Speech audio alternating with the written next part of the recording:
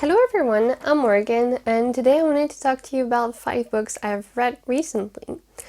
I'm really glad to do this right now because 3 out of 5 of these books I gave 5 stars to, so I just cannot wait to talk to you about them. But as usual, I'm going to go from the one I like the least to the one I like the most. So the first one I wanted to talk about is Lock and Key by Joe Hill and Gabriel Rodriguez. This is the first book in the Lock and Key graphic novel series, and I did not love it that much. I thought the story was fascinating, and I also watched the TV show and thought the story was great, but my problem was that I didn't really like the artwork. Like, it's pretty much hard lines all over, and it's very much horrific. And I like horror in novels, but I don't know if I'm a fan of it in graphic novels. And I didn't know that until I tried it because I've never read a horror graphic novel. So maybe there's that. And yeah, just I didn't really like the art in general. I don't like hard lines apparently. This is the first graphic novel I've ever read, so I'm still figuring out what I like about them and what I don't like. But I think that the story about the keys in this is really great.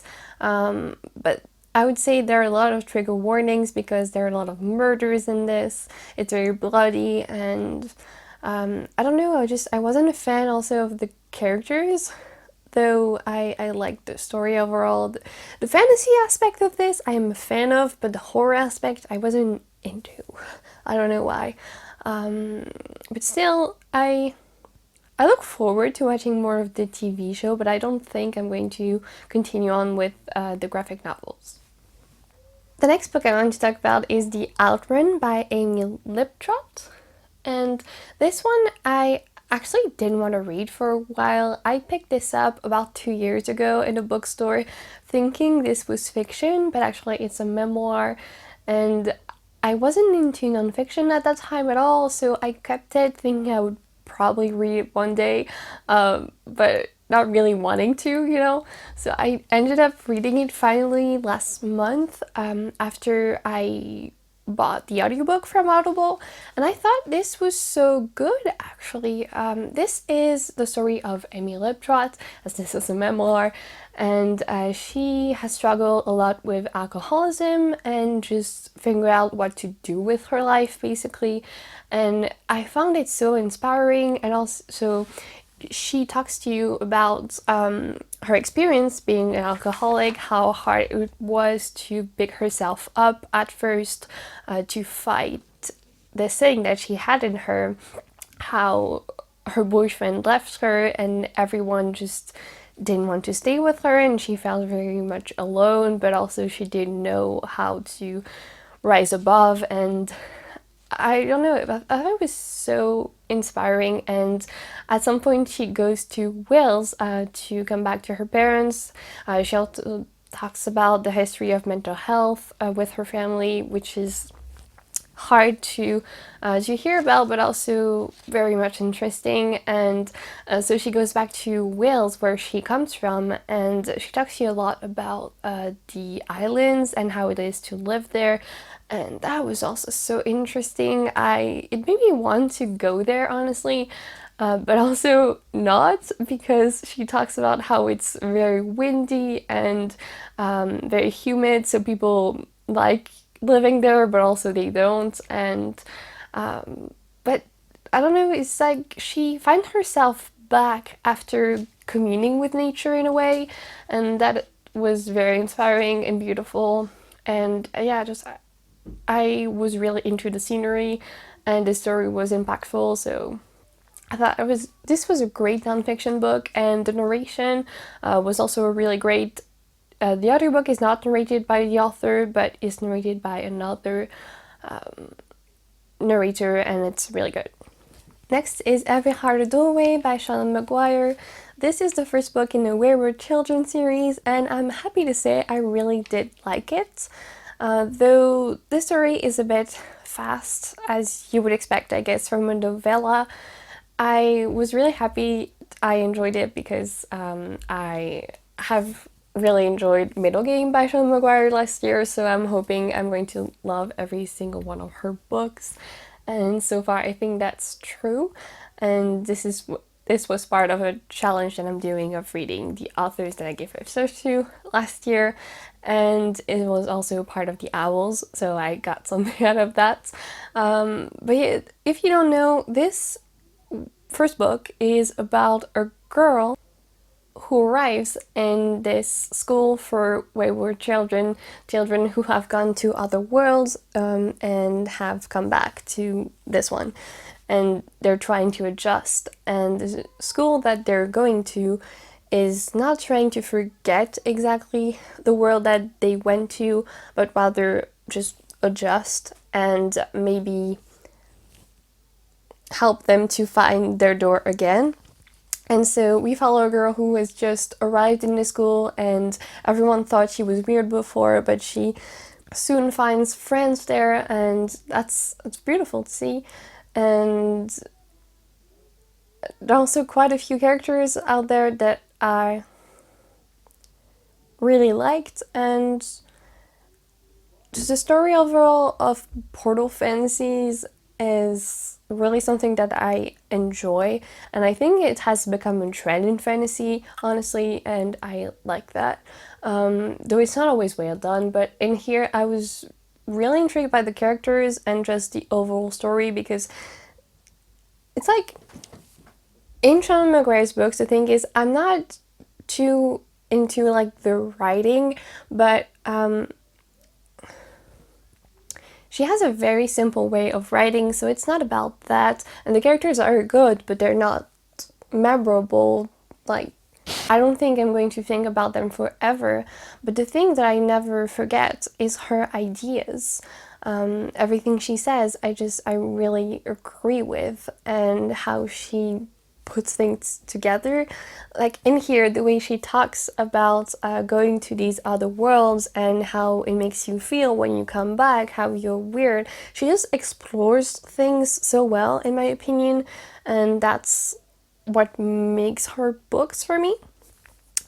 So yeah, I'm really looking forward to read the second book, and I already have it on my shelf, so that's great. Next is A Clockwork Orange by Anthony Burgess.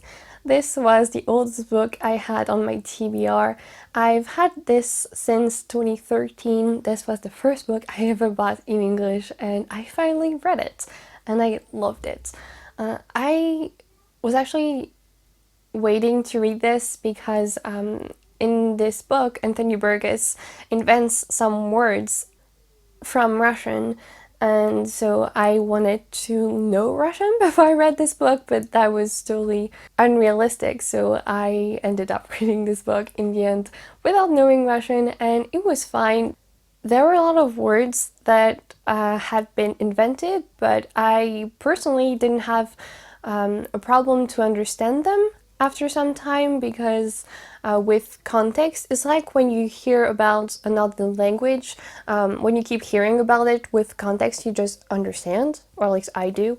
So that wasn't hard at all. Actually, that was brilliant, because I didn't struggle to understand, though he invented the words. So that's masterful in my opinion. But also the story. So we follow this guy, Alex, and at the beginning of the book, like the first half or third is so violent. Like he goes with his friends to some people's houses and he rapes the women, he takes everything from them, he breaks things in their homes, it's all horrific and horrible, and it's hard to read, honestly, but there's a whole point to that, because it's the whole thing in this book is that there's ultra violence, as they call it, and they're trying to eradicate it, and to do that, at the halfway point, something happens to him, something is done to him after he is arrested, and this is supposed to take all the violence out of him. And it's actually even worse than the beginning, what's happening to him.